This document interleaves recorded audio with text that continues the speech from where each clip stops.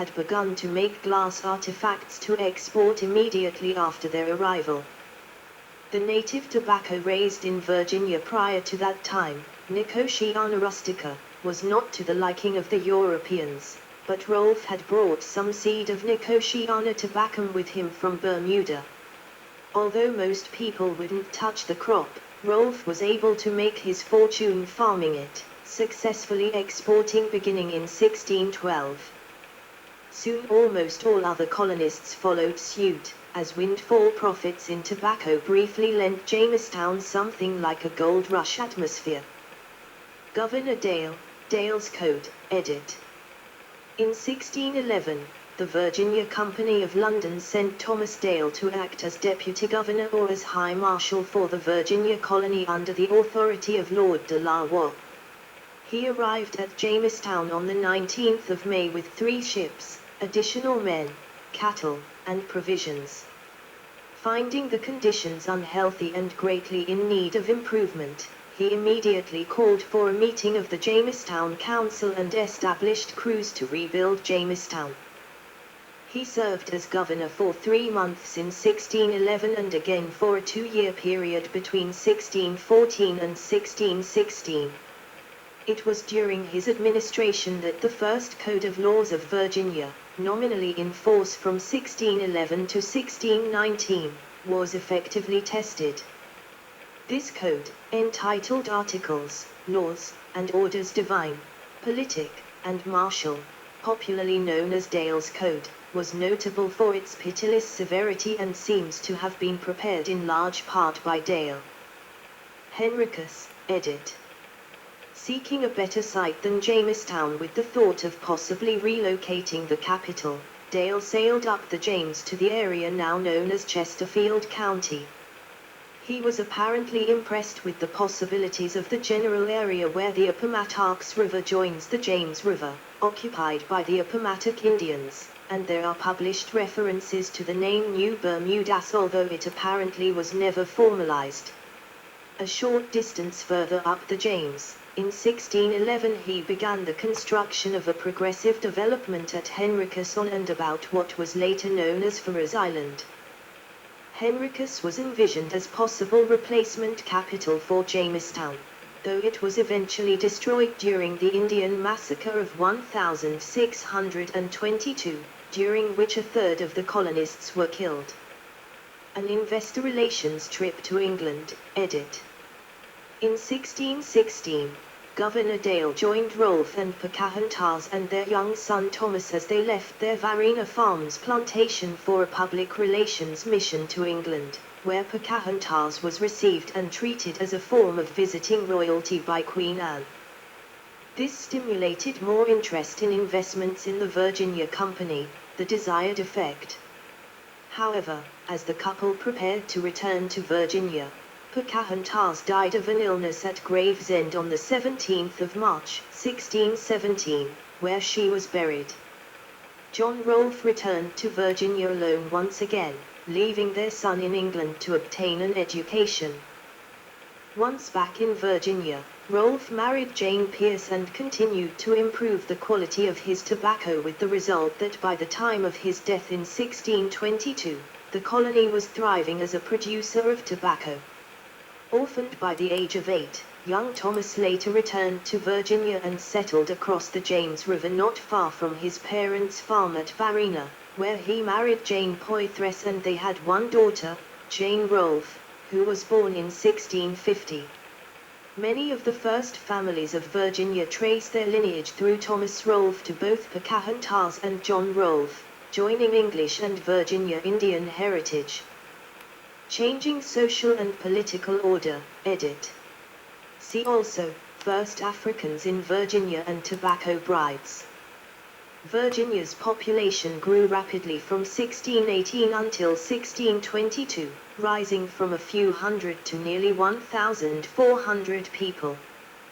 Wheat was also grown in Virginia starting in 1618.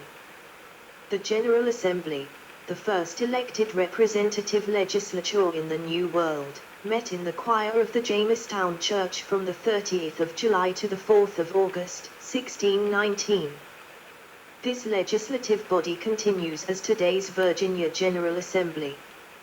In August 1619, 20 and odd Negroes arrived on a Dutch man-of-war ship at Point Comfort, several miles south of the Jamestown colony. This is the earliest record of Africans in colonial America. These colonists were freemen and indentured servants. At this time the slave trade between Africa and the English colonies had not yet been established. Records from 1623 and 1624 listed the African inhabitants of the colony as servants, not slaves. In the case of William Tucker, the first black person born in the colonies, freedom was his birthright. He was son of Anthony and Isabel, a married couple from Angola who worked as indentured servants for Captain William Tucker, whom he was named after. Yet, court records show that at least one African had been declared a slave by 1640, John Punch. He was an indentured servant who ran away along with two white indentured servants, and he was sentenced by the governing council to lifelong servitude. This action is what officially marked the institution of slavery in Jamestown and the future United States. By 1620, more German settlers arrived from Hamburg, Germany, who were recruited by the Virginia Company, set up and operated one of the first sawmills in the region. Among the Germans were several other skilled craftsmen, carpenters, and pitch-tar-soap ash makers, who produced some of the colony's first exports of these products. The Italians included a team of glass makers. On the 30th of June, 1619, Slovak and Polish artisans conducted the first labor strike in American history for democratic rights in Jamestown. The workers were granted equal voting rights on the 21st of July, 1619. Afterwards, the labor strike was ended, and the artisans resumed their work. During 1621, 57 unmarried women sailed to Virginia under the auspices of the Virginia Company, who paid for their transport and provided them with a small bundle of clothing and other goods to take with them. A colonist who married one of the women would be responsible for repaying the Virginia Company for his wife's transport and provisions. The women traveled on 3 ships, the Marmaduke, the Warwick, and the Tiger. Many of the women were not maids but widows. Some others were children, for example Priscilla, the 11-year-old daughter of Joan and Thomas Palmer on the Tiger. Some were women who were traveling with family or relatives. Ursula Clausen, kinswoman of ancient planter Richard Pace, traveled with Pace and his wife on the Marmaduke. There were a total of 12 unmarried women on the Marmaduke, one of whom was Anne Jackson, daughter of William Jackson of London. She joined her brother John Jackson, who was already in Virginia, living at Martin's Hundred. Anne was one of 19 women kidnapped by the Powhatans during the Indian Massacre of 1622 and was not returned until 1628. When the council ordered her brother John to keep her in safety until she returned to England on the first available ship. Some of the women sent to Virginia did marry. Most disappeared from the records, perhaps killed in the massacre, perhaps dead from other causes, perhaps returned to England. In other words, they shared the fate of most of their fellow colonists. Indian Massacre of 1622, edit. Main article, Indian Massacre of 1622. The relations with the natives took a turn for the worse after the death of Pocahontas in England and the return of Rolfe and other colonial leaders in May 1617. Disease, poor harvests and the growing demand for tobacco lands caused hostilities to escalate. After Weyhun's Unicock's death in 1618, his younger brother, Apichatpam, briefly became chief. However, he was soon succeeded by his own younger brother, Opeshankana. Opeshankana was not interested in attempting peaceful coexistence with the English settlers. Instead, he was determined to eradicate the colonists from Indian lands. As a result, another war between the two powers lasted from 1622 to 1632. Chief Opeshankana organized and led a well-coordinated series of surprise attacks on multiple English settlements along both sides of a 50-mile, 80 kilometers, long stretch of the James River, which took place early on the morning of the 22nd of March, 1622. This event resulted in the deaths of 347 colonists, including men, women, and children, and the abduction of many others. The massacre caught most of the Virginia colony by surprise and virtually wiped out several entire communities, including Henricus and Wallsden hometown at Martin's Hundred. A letter by Richard Frethorne, written in 1623, reports, "We live in fear of the enemy every hour." However, Jamestown was spared from destruction because an Indian boy named Chinko, after learning of the planned attacks from his brother, gave warning to colonist Richard Pace, with whom he lived. Pace, after securing himself and his neighbors on the south side of the James River, took a canoe across river to warn Jamestown, which narrowly escaped destruction, although there was no time to warn the other settlements. Apparently, Opeshankana subsequently was unaware of Chinko's actions, as the young man continued to serve as his courier for some time after. Royal Colony, edit. Some historians have noted that, as the settlers of the Virginia colony were allowed some representative government, and they prospered, King James I was reluctant to lose either power or future financial potential. In any case, in 1624, the Virginia Company lost its charter, and Virginia became a crown colony. In 1634, the English crown created 8 shires which had a total population of approximately 5,000. James City Shire was established and included Jamestown. Around 1642-43, the name of the James City Shire was changed to James City County. New Town and Palisade, edit. The original Jamestown fort seems to have existed into the middle of the 1620s, but as Jamestown grew into a new town to the east, written references to the original fort disappear. By 1634, a palisade, stockade, was completed across the Virginia Peninsula, which was about 6 miles, 9.7 kilometers, wide at that point between Queens Creek, which fed into the York River, and Archer's Hope Creek, since renamed College Creek, which fed into the James River. The palisade provided some security from attacks by the Virginia Indians for colonists farming and fishing lower on the peninsula from that point. Third Anglo-Powhatan War, edit.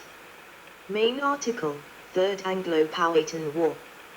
On the 18th of April, 1644, Opeshankana again tried to force the colonists to abandon the region with another series of coordinated attacks, killing almost 500 colonists. However, this was a much less devastating portion of the growing population than had been the case in the 1622 attacks. Furthermore, the forces of Royal Governor of Virginia William Berkeley captured Opeshankana in 1646, variously thought to be between 90 and 100 years old. In October, while a prisoner, Opeshankana was killed by a soldier, shot in the back, assigned to guard him. Opeshankana was succeeded as Werowan's chief, by Nekotowance and then by Totopotomo and later by his daughter Kokokoesk. In 1646, the first treaties were signed between the Virginia Indians and the English. The treaties set up reservations, some of the oldest in America, for the surviving Powhatan. It also set up tribute payments for the Virginia Indians to be made yearly to the English. That war resulted in a boundary being defined between the Indians and English lands that could only be crossed for official business with a special pass. Bacon's Rebellion, edit. Bacon's rebellion was an armed rebellion in 1676 by Virginia settlers led by Nathaniel Bacon against the rule of Governor William Berkeley. In the 1670s, the governor was serving his second term in office. Berkeley had previously been governor in the 1640s and had experimented with export crops at his Green Spring plantation near Jamestown. In the mid-1670s, a young cousin through marriage, Nathaniel Bacon, Jr., arrived in Virginia sent by his father in the hope that he would mature under the tutelage of the governor. Although lazy, Bacon was intelligent, and Berkeley provided him with a land grant and a seat on the Virginia Colony Council. However, the two became at odds over relationships with the Virginia Indians, which were most strained at the outer frontier points of the colony. In July 1675, Doak Indians crossed from Maryland and raided the plantation of Thomas Matthews in the northern portion of the colony along the Potomac River, stealing some hogs in order to gain payment for several items Matthews had obtained from the tribe. Matthews pursued them and killed several Doaks, who retaliated by killing Matthews' son and two of his servants, including Robert Hen.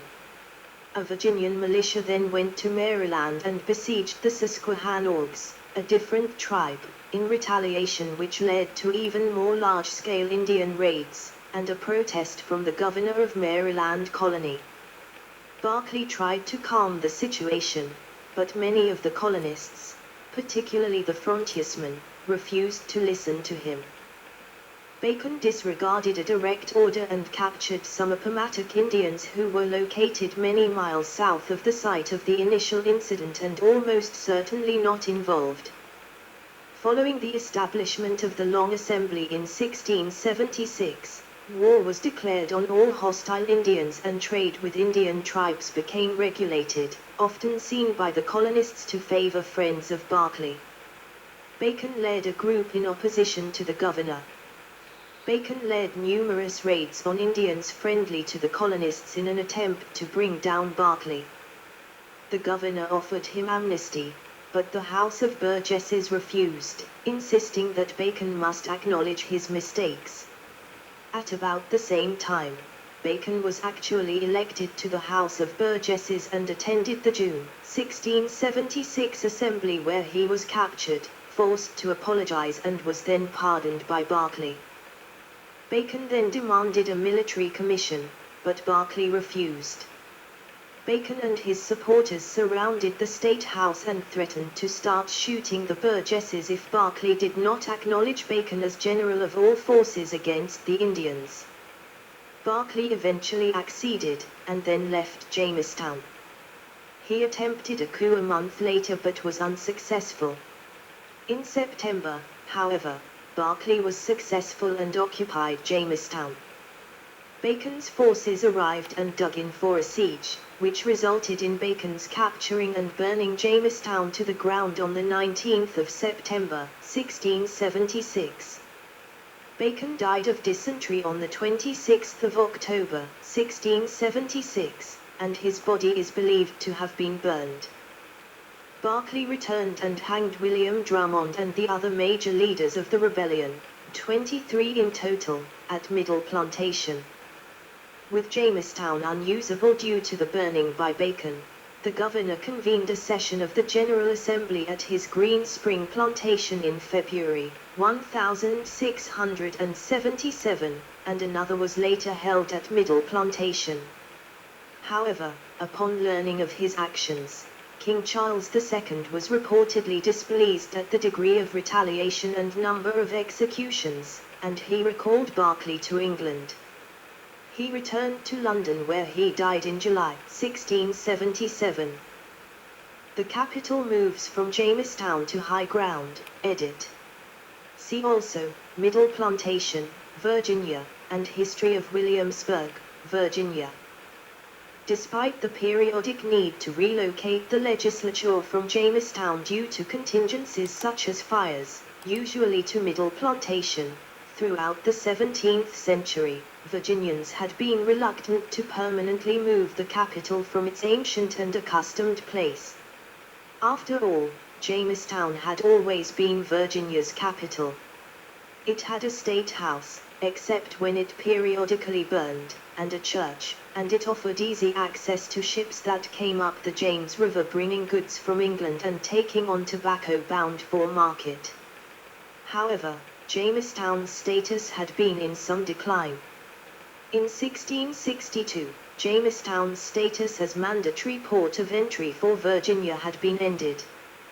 On the 20th of October, 1698, the State House, Capitol Building, in Jamestown burned for the fourth time. Once again removing itself to a familiar alternate location, the legislature met at Middle Plantation, this time in the college building at the College of William and Mary, which had begun meeting there in temporary quarters in 1694. While meeting there, a group of 5 students from the college submitted a well-presented and logical proposal to the legislators outlining a plan and good reasons to move the capital permanently to Middle Plantation. The students argued that the change to the high ground at Middle Plantation would escape the dreaded malaria and mosquitoes that had always plagued the swampy, low-lying Jamestown site. The students pointed out that, while not located immediately upon a river, Middle Plantation offered nearby access to not one, but 2 rivers, via 2 deep water, 6 to 7 depth, creeks, Queens Creek leading to the York River, and College Creek which led to the James River. Several prominent individuals like John Page, Thomas Ludwell, Philip Ludwell, and Utho Thorpe had built fine brick homes and created a substantial town at Middle Plantation. Other advocates of the move included the Reverend Dr. James Blair and Governor Francis Nicholson. The proposal to move the capital of Virginia to higher ground, about 12 miles, 20 kilometers, away, at Middle Plantation was received favorably by the House of Burgesses. In 1699, the capital of the Virginia colony was officially relocated there. The town was renamed Williamsburg, in honor of King William III. Later history, edit. Main article, Jamestown_Virginia aftermath_and_preservation. By the 1750s the land was owned and heavily cultivated, primarily by the Travis and Ambler families. A military post was located on the island during the American Revolutionary War and American and British prisoners were exchanged there. During the American Civil War the island was occupied by Confederate soldiers who built an earth fort near the church as part of the defense system to block the Union advance up the river to Richmond. Little further attention was paid to Jamestown until preservation was undertaken in the 21st century. Jamestown Commemorative Stamps, issue of 1907. The U.S. Post Office issued a set of stamps on the 300th anniversary of the founding of the Jamestown colony. References, edit. Good. So I will start upload this. Could maybe read one more. I have to charge my camera. It's 8:20 and I start to get tired. So but I did open some more, but it will take me many months and years to read this. So but let's read more properly. Starving time, we could do that. Could read this. Jamestown Tobacco Brides.